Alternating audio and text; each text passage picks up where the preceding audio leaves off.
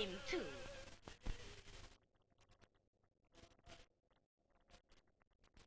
You'll be through any minute now.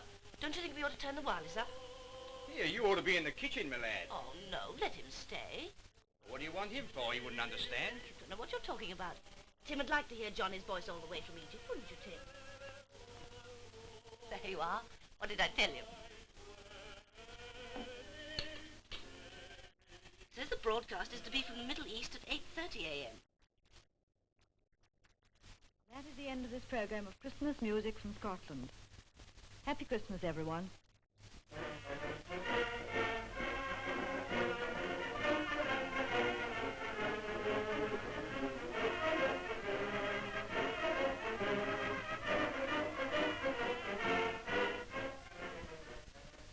Cairo calling for the Middle East forces. Messages recorded by members of the services in Egypt for their relatives and friends in Great Britain, arranged by Peter Haddon. And here are two messages for London. So are you there, Mrs. Kemp, at number 35 Spruce Hills Road, Walthamstow, London, East 17? Because here's your husband to speak to you. Hello, Windear, and how is Shirley today? Hope you are both well and can hear plainly. I wish you a happy Christmas, also Mum and Dad. I'm feeling fine myself and looking forward to the day when we meet for all time. Sorry I am not there to share the pudding. I wish this was television so you could see how I am keeping. Look after yourself and remember there is a silver lining somewhere.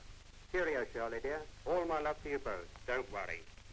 Calling hello, Middlesex, with a message for Mrs. Dexter. Just see Johnny standing there waiting to speak. Dudley Court, hello, Middlesex, from her husband, able seaman Ernest Dexter.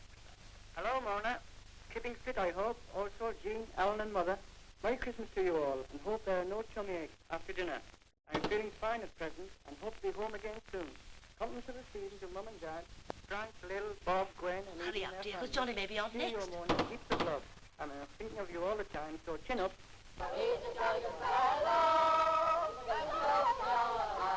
At Coombe Cottage, Hazelmere Sally, and this message, Judy, is from your daddy.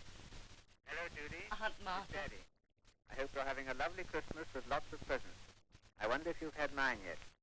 I believe you've a Christmas tree. Remember to give a very big puff when you blow the candles out. Next time, perhaps I shall be there to show you how. Will you give away 3 Christmas kisses for me? One for Patsy Jane, one, especially big one, for Mummy, and one for Granny. Don't forget now. Goodbye, darling. Well, it's goodbye to the day, and a happy Christmas to you all. And where to now, Father Christmas? To the RAF. Bert.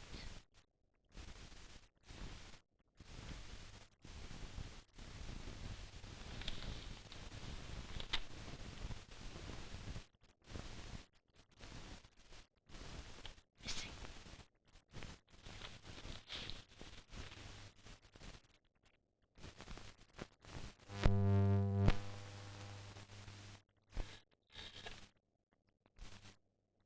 Hello?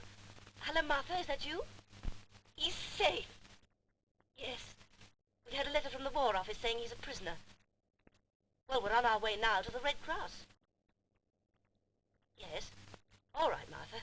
Goodbye.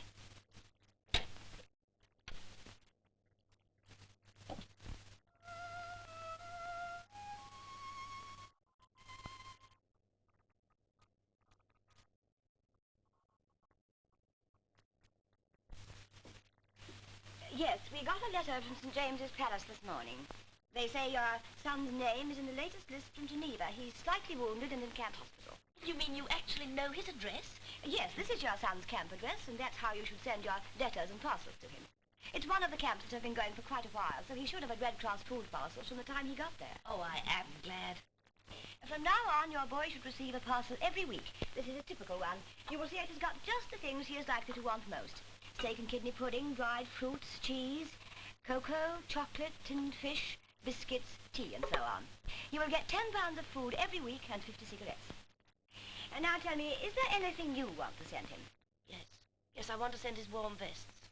Well, now that we have his camp address, you will be getting a special label straight away, and another label every 3 months for his next of kin parcels, in which you can send his vests and other clothing, chocolate, soap, various other things. You will also get a special allowance of clothing coupons to help you in making up the parcel. Oh, could I send him his mouth organ? Oh, but certainly. He'd love to have that, won't he? Oh, by the way, I expect this will interest you. It's a list of all the books, games, and musical equipment that we've sent out to the camps in Germany during the last few months. You see, your son's camp is included. I think it's marvellous. You do seem to think of everything to try and help the poor chaps out there. Though it puzzles me to think how you managed to get all the things to the camps.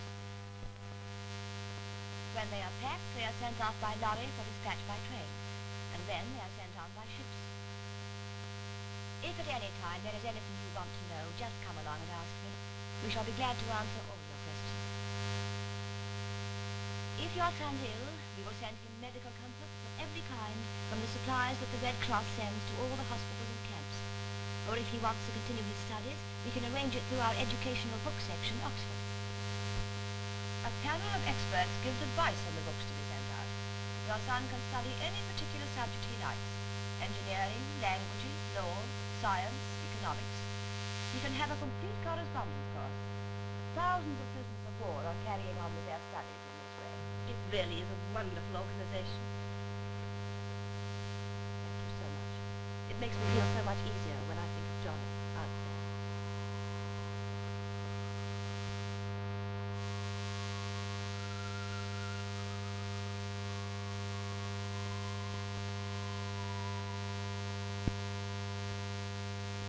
You seem to do everything humanly possible for them. I don't know how you manage it. Well, of course, we need a lot of money. There are nearly 150,000 British prisoners of war in Europe alone, and it costs us over £12,000 a day to look after them. It must do. There are lots and lots of people. If they only knew what you're doing for all our boys, Army, Navy, Air Force, merchant seamen, and even the civilians who've been interned, I'm sure they would gladly help. And all these people seated here, in the comfort of this cinema, I'm sure they would give gladly too, won't you? Well, now's your chance. There's a collecting box coming round. Thank you. On behalf of the 150,000 prisoners, their relatives and sweethearts.